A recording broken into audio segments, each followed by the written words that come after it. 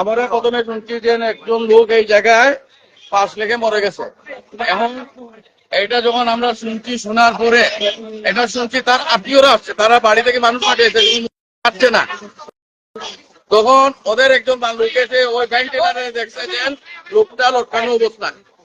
এরপরে আমরা সবাই, আমি একজন সিটি কর্পোরেশনের কলিগ, আমারই কলিগ ফার্ম হাউসে চাকরি করে, আমরা সবাইকে কল দিছি। আমাদের স্টাফ অনেক আসছেন ফার্ম হাউস সিটি কর্পোরেশনের। আমরা, আমারই একটি ছোট ভাইয়ের বাসা, ওই জায়গায় আমরা আছি, পুলিশের অপেক্ষা করছি। পুলিশ আসছে, পুলিশ আসার পরে আমরা দরজা দেখেছি, ভিতর থেকে লক করা দেখে আমরা ওই বাসার পুলিশের সামনে আমরা, পুলিশ বলছে যে এটা ভাঙার জন্য ভেঙে আমরা দেখেছি যে সে রশিতে ট্রেনের সাথে ঝুলানো। আচ্ছা, সে সিলেট সিটি কর্পোরেশনের কোন ইয়ারে কাজ করতে? ফার্ম হাউসে চাকরি করে। তার বয়সটা অনুমানিক কত হবে? বেশি হবে না, 20 থেকে 22 বছর হবে। সিলেটের যে লোহারপালা এলাকাটি আছে, সেই লোহারপালা এলাকাতে কিছুক্ষণ আগে একটি যুবকের রহস্যজনক মৃত্যুর ঘটনা ঘটেছে। আমরা বর্তমানে উপস্থিত আছি সিলেটের যে লোহারপালা এলাকাতে। আপনারা দেখতে পাচ্ছেন ইতিমধ্যে পুলিশ প্রশাসনের একটি টিম কিন্তু এখানে এসে উপস্থিত হয়েছে।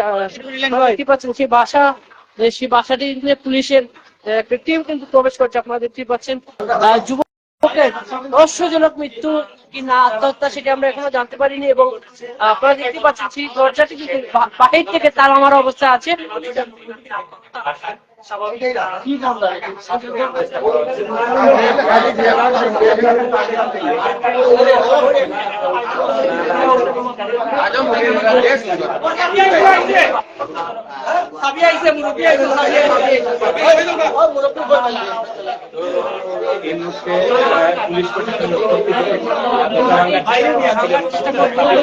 ইতিমধ্যে বাহির একটি তালা যে মূল চাবি, সেই চাবিটি পাওয়া গেছে। আপনারা দেখতে পাচ্ছেন দরজাটি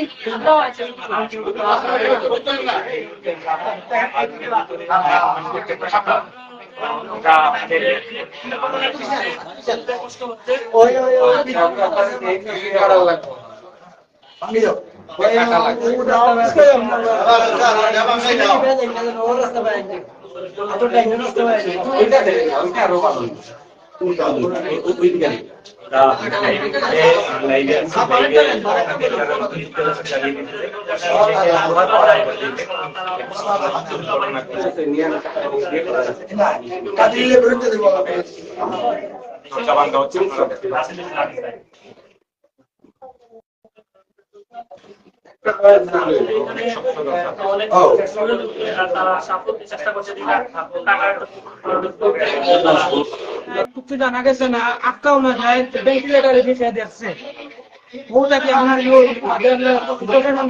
প্রশাসন আছে, এছাড়া কোনো নেই।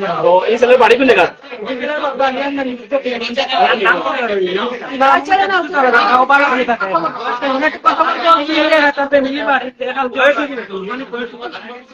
আমারটা কি বড়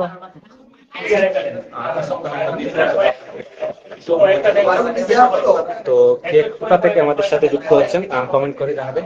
আপনারা দেখতে পাচ্ছেন সেই দরজাটি কিন্তু এলাকার যারা আছে তারা এবং পুলিশ প্রশাসনের এখানে দুটি টিম কিন্তু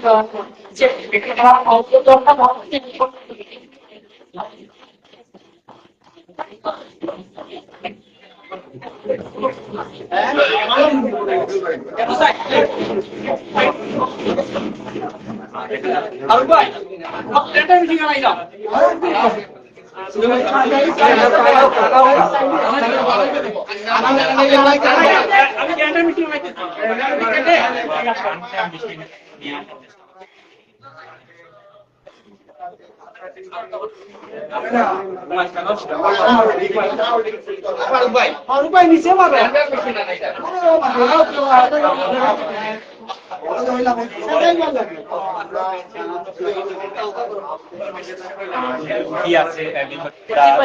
দরজাটি কিন্তু এখনো চেষ্টা চালিয়ে যাচ্ছে এলাকার যারা তারা ইতিমধ্যে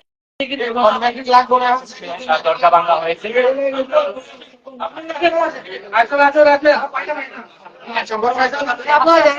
স্যার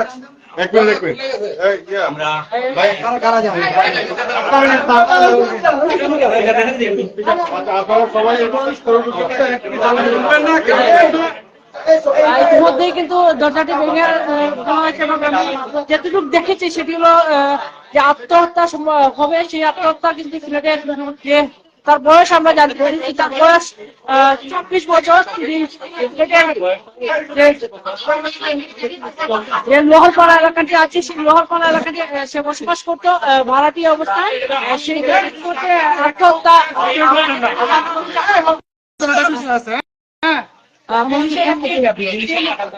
এখানে এসআই আছেন, তারা কিন্তু ভিতরে প্রবেশ করেছেন এবং এলাকার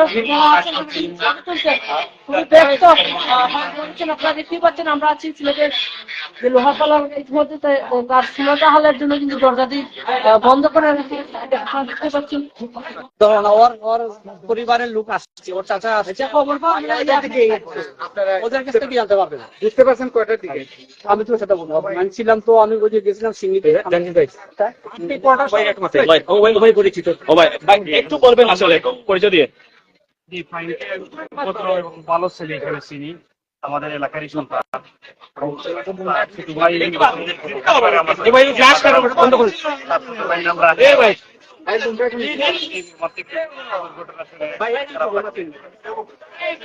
আমি ব্যক্তিগতভাবে চিনি, খুবই ভালো ছেলে।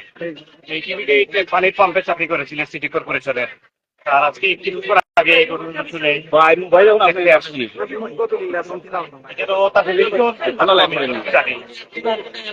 শুনতেছি সে এখানে একা ছিল, হয় তার মা ভাই বোনেরা বাড়িতে গেছে।